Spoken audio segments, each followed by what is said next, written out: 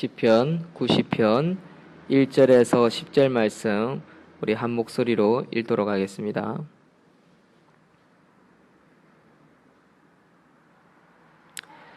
자, 주여 시작. 주여 주는 대대에 우리의 거처가 되셨나이다. 산이 생기기 전 땅과 세계도 주께서 조성하시기 전 곧 영원부터 영원까지 주는 하나님이시니이다. 주께서 사람을 티끌로 돌아가게 하시고 말씀하시기를 너희 인생들은 돌아가라 하셨사오니 주의 목전에는 천년이 지나간 어제 같으며 밤의 한순간 같을 뿐임이니이다. 주께서 그들을 홍수처럼 쓸어 가시나이다. 그들은 잠깐 자는 것 같으며 아침에 돋는 풀 같으니이다. 푸른 아침에 꽃이 피어 자라다가 저녁에는 시들어 마느나이다. 우리는 주의 노에 소멸되며 주의 분내심에 놀라나이다. 주께서 우리의 죄악을 주의 앞에 놓으시며 우리의 은밀한 죄를 주의 얼굴빛 가운데 두셨사오니 우리의 모든 날이 주의 분노 중에 지나가며 우리의 평생이 순식간에 다하였나이다. 우리의 연수가 70이요 강건하면 80이라도 그 연수의 자랑은 수고와 슬픔뿐이요 신속히 가니 우리가 날아가나이다. 아멘. 우리의 영원한 거처가 되신 하나님을 바로 아는 것라는 제목으로 하나님 말씀 증거하겠습니다. 우리의 영원한 거처가 되신 하나님을 바로 알자. 오늘 읽은 시편 90편은 시편 150편 중에 모세가 지은 시입니다. 이스라엘 백성들이 불신앙과 불순종으로 인해서 하나님으로부터 징계를 받아 광야를 뺑뺑뺑이 40년을 방황하며 받았던 하나님의 말씀입니다. 백성의 지도자이며 하나님의 말씀 전달자인 모세가 이 시를 쓴 것은 이 백성들을 위한 중보 기도였던 것입니다. 유대인들은 이 시를 금요일이나 금식일 때 인생에서 가장 큰 고통을 겪을 때 이 시를 주로 묵상한다라고 합니다. 왜냐하면 그들의 과거, 지난날, 특별히 하나님 앞에 범죄했던 것을 잊지 않고 두 번 다시 그런 어리석은 인생을 살지 않기 위해서입니다. 이 시를 한번 살펴보면 모세는 하나님께 대하여 먼저 하나님을 주인으로 고백하고 있습니다. 다 같이 1절 말씀 한번 읽겠습니다. 시작. 주여 주는 대대에 우리의 거처가 되셨나이다 라고 고백하고 있습니다. 주께서 대대의 언약 백성들의 거처가 되신다는 고백으로서 이 시를 시작하는데 모세는 하나님이 어떤 분이신지를 먼저 설명하고 있다는 거죠. 하나님은요, 영원한 분입니다. 마치 하늘의 별과 같지요. 변함이 없이 늘 거기에 있습니다. 그러나 우주의 별도 생성하는 시기가 있고 사라지는 시기가 있습니다. 그러나 하나님은 별이 사라질지라도 하나님은 그대로 계시는 분이십니다. 또 다른 별을 생성하시는 분이시죠. 하나님은 산과 땅 그리고 온 세계를 조성하신 분입니다. 바로 창조자이십니다. 우리는 그 하나님을 알아가고 있고 또 성경 말씀을 통해서 그분의 존재를 확신하고 있습니다. 그러나 온 세계가 조성되기 영원 전부터 하나님은 이미 존재하셨고 또한 온 세계가 다 사라진다 할지라도 영원한 때까지 지존자로 계시는 분이 하나님이다라는 것입니다. 2절에 산이 생기기 전 땅과 세계도 주께서 조성하시기 전 곧 영원부터 영원까지 주는 하나님이시니다. 그래서 많은 사람들은 하나님을 찾으려고 합니다. 만나려고 합니다. 그러나 인간의 노력과 애씀으로 하나님을 만날 수 있는 분이 아니지요. 만난다면 그 만난 존재가 하나님이라 할 수 없습니다. 우주 어떤 다른 생명체거나 어떤 다른 동물이겠지요. 인간은 아닙니다. 하나님의 형상대로 만든 인간은 결코 아니고 하나님이라 할 수 없습니다. 하나님을 만나는 방법은 하나님이 우리에게 오셔서 그분을 보여주시고 가르쳐주시고 나타내 주실 때만이 그 하나님을 느끼고 체험하고 얼굴을 대면하는 그런 역사가 있을 수 있다는 것입니다. 그렇기 때문에 저와 여러분들이 만나고 체험하는 이 말씀의 하나님은 진짜 하나님이요. 그 말씀이 육신이 되어 이 땅에 오신 그 예수 그리스도가 하나님이다라고 우리는 결론을 내릴 수가 있는 것입니다. 아마 둘 중에 하나겠지요. 우리가 죽어서 마지막 때가 되어 알게 될 것입니다. 우리가 믿었던 것이 몽땅 거짓이든지 아니면 우리가 믿었던 것이 참된 진실이든지 말 그대로 동전의 앞뒤, 흑배 논리처럼 둘 중에 하나라는 것입니다. 그러나 우리가 확신을 가질 수 있는 이유가 있다면 첫째는 우리 인간이 유한한 존재가 아니고 무한한 존재가 아니며 아주 짧은 인생을 사는 유한한 인생이라는 사실, 결국 죽는다라는 사실이고 또 우리의 인생이 만약에 그렇게 아무것도 없다라면 너무나 허망한 인생, 허탈한 인생, 정말 아무것도 없다면 그보다 더 가짜가 어디 있겠습니까? 그보다 더 정말 안타까운 것이 어디 있겠습니까? 그래서 오늘 모세는 무한하신 하나님 그리고 그 하나님을 표현하고 있고 고백하고 있다라는 사실입니다. 이런 하나님께서 우리의 주인이 되시며 우리의 거처가 되신다라고 1절로 시작했던 것입니다. 우리는 이 사실로 깨달을 수 있는 것이 있습니다.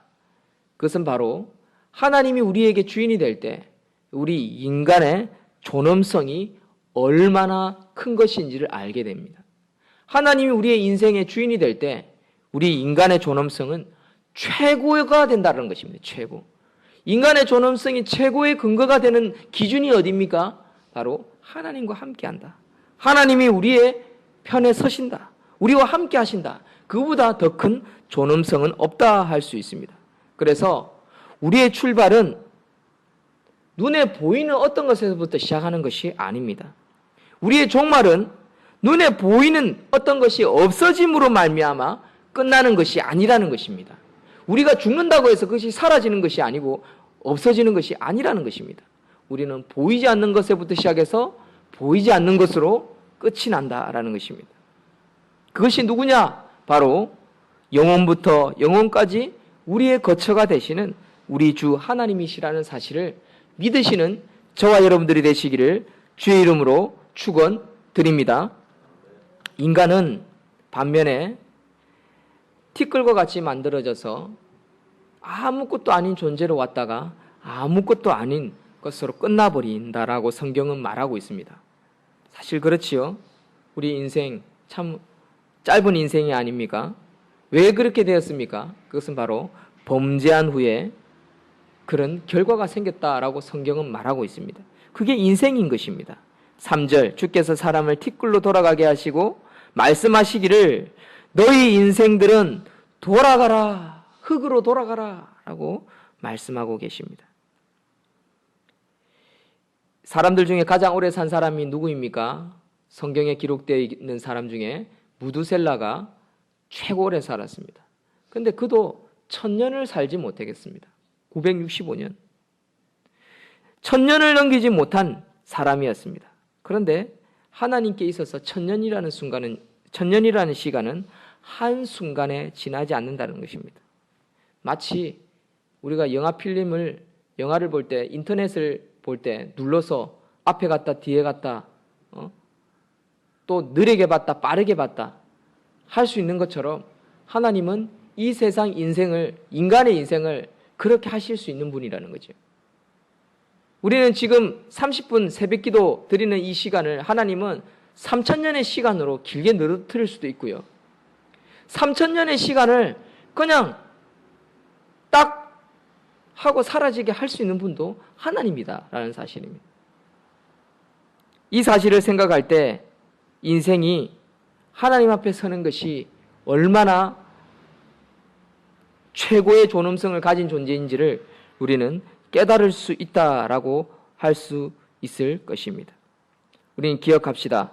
5절, 6절 우리 다 같이 한번 읽겠습니다. 시작. 주께서 그들을 홍수처럼 쓸어 가시나이다. 그들은 잠깐 자는 것 같으며 아침에는 돋는 풀 같으니이다.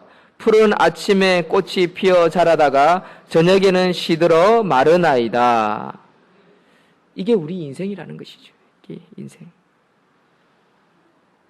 그러나 하나님 앞에 선 자는요, 영원한 존재가 됩니다. 결국 영원한 존재가 되는 거죠. 하나님 앞에 선 자는요, 이 세상 80, 이제는 과학이 발달해서 90이죠. 그래서 그 인생이 하늘에서 영원한 별처럼 빛나게 되는 것입니다. 그게 뭡니까? 상급입니다. 상급. 많은 사람들을 의로운 것으로, 의로운 대로 이끄는 자는 하늘의 영원한 별처럼 빛난다라고 다니엘 12장 3절에 말씀하고 있습니다. 여러분, 우리의 인생 풀과 같고 안개와 같고 티끌과 같을지라도 우리에게 주어진 소명, 사명대로 산다면 죽음 후에 영원한 별처럼 살아가게 될 것이다라는 것입니다. 또한 더 이상 슬픔도 없고 고통도 없고 아쉬움도 없고 허탈함도 없고 허망함도 없는 천국에서 누리게 된다는 사실입니다. 하나님은 말씀을 통해 우리에게 이 진리의 진실들을 가르쳐 주셨습니다. 이 사실을 믿음으로 사는 저와 여러분들이 되시기를 주의 이름으로 축원드립니다. 9절, 우리의 모든 날이 주의 분노 중에 지나가며 우리의 평생이 순식간에 다하였나이다. 여러분, 오늘날 1년, 2년, 3년은요, 옛날에 10년, 100년의 속도만큼 빠릅니다. 예수님이 오시고 난 이후부터 1500년 동안 시간은요, 오늘날 1년이 지나가는 속도하고 맞먹을 정도로 빠릅니다. 1500년, 15세기, 16세기 이후부터 또 20세기가 들어오기까지 산업혁명과 그리고 수많은 세계가 서로 공존하기 위해서 전쟁하며 피를 흘리면서 문명이 발달되어 왔습니다. 그것도 엄청난 속도로 발달되어 왔죠. 특히 1900년대부터 2000년 사이까지의 과학은 이루 말할 수 없을 정도로 과학이 발달되어 왔습니다. 1970년대 퍼스널 PC, 개인 PC, 컴퓨터가 생겨나기 시작하면서 산업은 급속도로 발달하기 시작했습니다. 그리고 오늘날 1년은요, 1년 동안 인터넷에서 쏟아지는 글이요, 책이 지금까지 써왔던 책보다도 더 많습니다. 엄청난 책이 쏟아지고 있습니다. 그리고 앞으로의 2020년 이후부터 1년은요, 2020년까지 살아왔던 그 어떤 지구의 역사보다도 더 빠른 진행이, 생산 속도와 사람들의 지식이 빨라질 것입니다. 이것은 무엇을 의미하는지 아십니까? 속도가 빠르다라는 것은 과학이 발달하고 사람의 문명이 발달할 거다, 그런 의미입니다. 본질적으로는. 그러나 영적인 의미를 우리는 깨달아야 합니다.